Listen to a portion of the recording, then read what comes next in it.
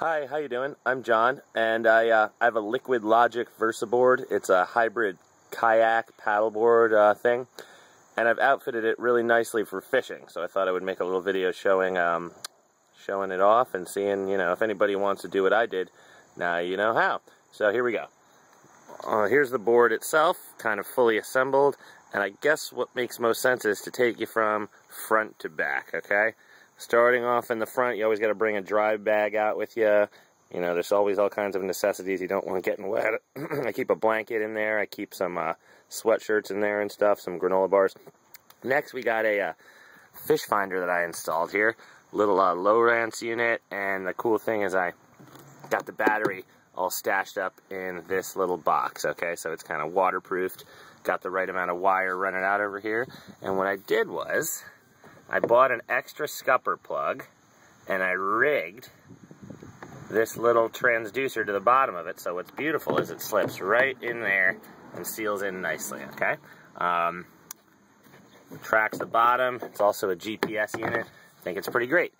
I added on that rod holder right there for when you're doing stand-up fishing, okay? And the best thing for stand-up fishing that I found is to add on something like this. This is from Diablo Paddle Sports, this support bar, okay? And it's awesome for when you're standing up. You got a lot of extra support, especially for if you're casting and fishing at the same time.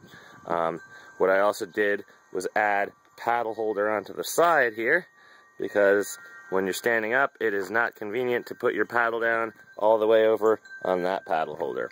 So, we got it here. If we're, of course, not doing the stand-up fishing thing, this bar folds out of the way. You just unclip these right here, and it folds right down to the front and out of the way. And when that happens, of course, you switch back to that paddle holder.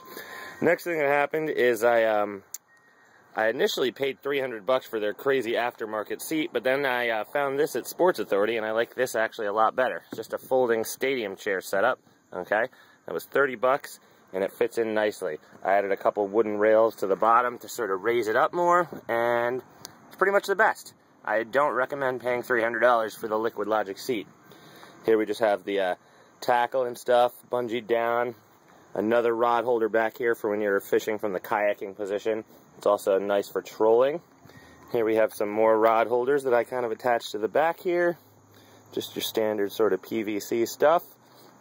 Over here we got another paddle holder. This one's holding a kayak paddle, as you can see, because anybody who's done a lot of stand-up paddleboarding knows that it's kind of sucky to paddle into the wind.